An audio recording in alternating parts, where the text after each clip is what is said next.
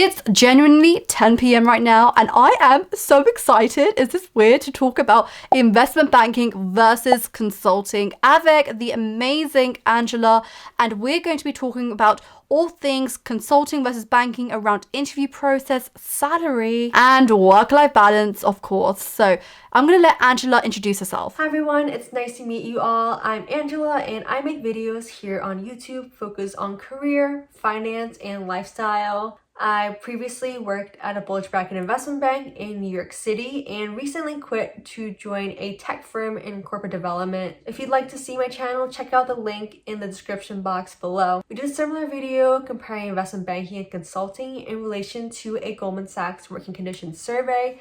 Check that video out if you'd like. All right, so work-life balance. And I thought this is a contentious one. In consulting, I don't think we have it as bad as banking. So we work, I think, on average around 60 hours a week-ish, I would say. So I think I definitely start around 8:39, sometimes 9:30 now that we're working from home, and finish around 7 to 8 p.m. normally. Sometimes it does go to like 10, 11 p.m. on bad days. And that can happen, I would say, maybe like half your time in a month, potentially. I rarely work weekends though, so it's all good. But I feel like there is no typical day because every project is different and they need different things. So like sometimes you may be writing PowerPoint presentations, sometimes you're in meetings, and sometimes you're analyzing all the data you've got from workshops. Sometimes you're presenting to clients. So those are different types of activities you can do. And definitely go check out this video, which is linked up here, if you want to know all the different types of things you'll be doing as a consultant day to day. And it's a very old video, so don't judge on the robotic skills. As for work-life balance, it's a bit more difficult to maintain in investment banking, especially in your first couple of years working as a junior in the job. Even in later years when you're a bit more senior, it can still be hard to maintain when you're working on a live transaction. General hours worked per week for a junior person in investment banking, you'll generally work around 70 to 90 hours per week. There are ebbs and flows, and it really varies based on the bank that you're at, the group that you're at, the time of the year, because there are certain times of the year when a lot of analysts tend to leave and the group might be short-staffed, as well as the general number of deals going around within the group. A typical day in investment banking involves getting to the office around 9 a.m. By this time, you've usually already checked your email prior to even getting into the office, so you'll have an idea of whether you have something super urgent to do or whether you will have a slightly more relaxed morning. Now, let's say that you didn't have anything urgent to do. By this time, you'll generally already have a few emails flowing in from more senior bankers who usually get up earlier in the morning.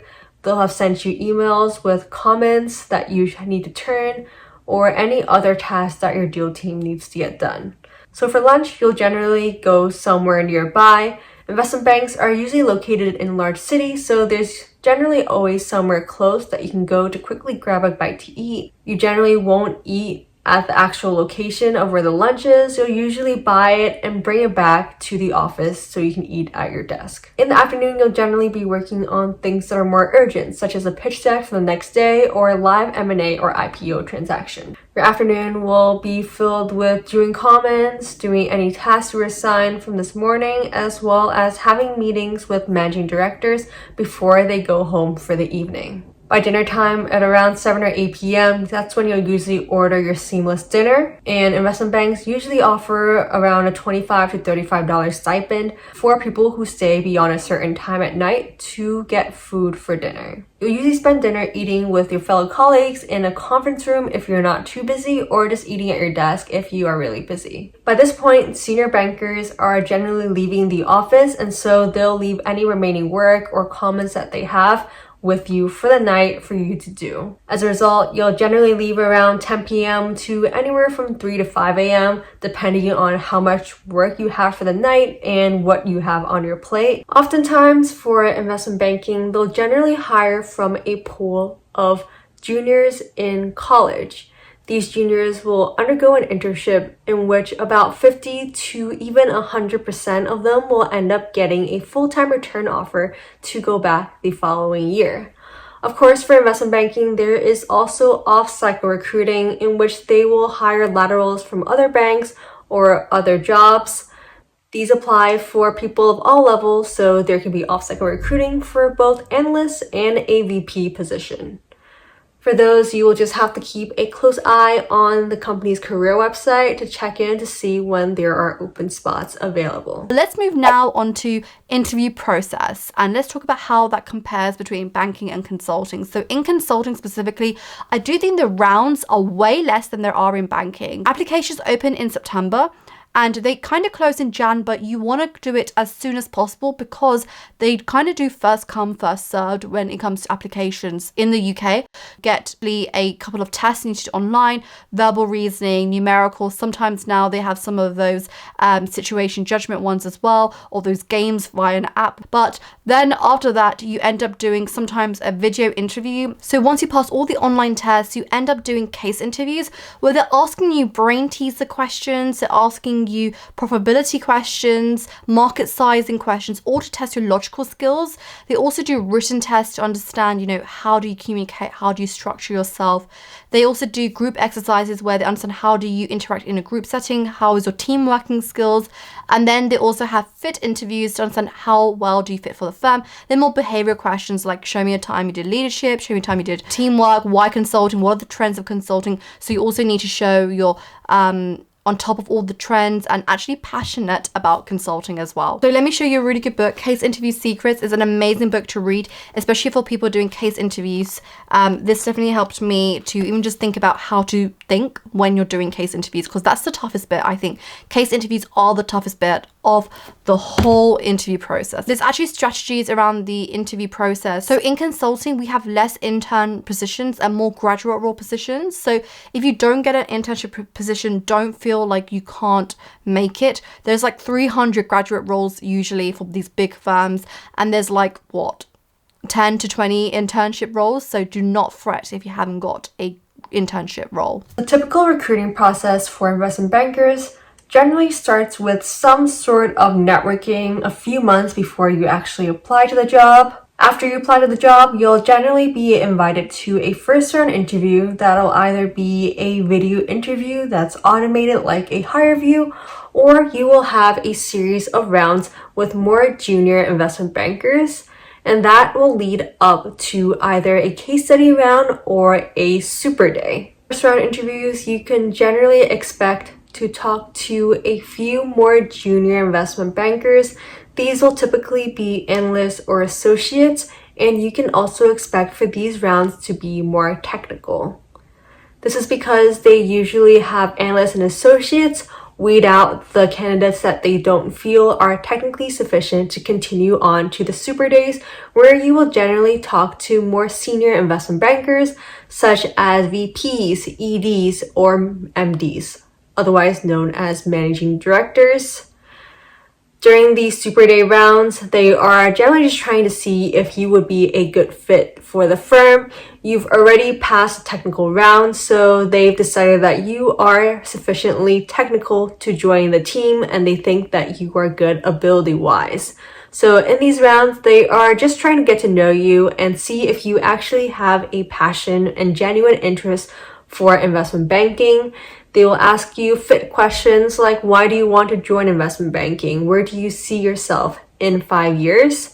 And at the super day, they will generally pick a few candidates to get the offer ultimately from HR. Let's talk about salary, because I know all of you are waiting for this one. And basically in the UK, Glassdoor suggests you earn around £35,000 on average when you join as an entry-level consultant. Definitely more for the MBB. They pay around like £40,000 to £45,000 in my time, probably way more now. And I've seen some boutiques even do £27,000. So you can see the range is humongous. But with your salary, there's also another component called benefits allowance, where you can spend it on certain options like childcare, private healthcare, whatever you want. There's a few different options. And also you get a bonus. Now, bonuses get paid based on how well the firm did, but you can also get a sign-on bonus when you join a firm. I've not experienced many consultancies give a sign-on bonus, especially when you're going through a graduate scheme. But I do have some figures on the average consultant pay in the UK specifically, and how they vary by grade. So let's say you joined as an analyst and you became a consultant. As a consultant, you're earning around £52,000 to £59,000 in the UK on average. When you jump to manager, it's around £65,000 to £75,000. Directors get anything between £8,000 and £106,000 according to Consultancy UK, and these are average figures. But I know for partners in the UK for Big Four, there was an FT article which said that partners were earning around £200,000 as a base salary. That does not include the profit sharing, the bonuses they all get. And there was a figure that, BCG were paying around 1 million for per head for each of their partners, with all the bonuses, salary, and everything put together. As for your salary, upon joining investment banking straight out of undergraduate, you'll generally have a base salary of around 85 to 95,000. This is completed with a bonus after 1 whole year of working, which will generally be around 70 to 100% of your base salary. So for first year analysts, you can usually expect around 155,000 all in. This will range depending on if you're a top bucket analyst or a lower bucket. After about 3 years or so, you can generally expect your base salary to increase to around 150,000 when you are an associate. And again, you can expect your bonus to be about 70 to 100% of your base. By the time you are a VP, which is 6 years past the stage of an analyst, you can usually expect your all-in to be around 350 to 450,000 or even greater than that, depending on the deals that you have closed for the year. At this stage, the size of the deals that you close and the group that you're in begins to matter a little bit more, as opposed to when you're an analyst, where it just really depends on how hard you're working and whether the group thinks you're good and easy to work with. By the time you are a managing director, your salary should generally be at the very least $500,000 all in. Typically, managing directors will make upwards of $1 million to even multi-millions. However, I will say that not a lot of investment banking analysts stay until the level of the managing director. This is because typically a lot of analysts leave for exit opportunities. There are a lot of opportunities out there that either offer higher pay, better work-life balance, or both, and so a lot of analysts decide to leave investment banking within their first 2 to 3 years or so to pursue other jobs. So I hope you enjoyed this video on consulting versus banking, and do subscribe to my channel if you want to see more videos like this. Don't forget to like this video and definitely check out these videos here to keep you going till I see you next week with a new video. So toodles!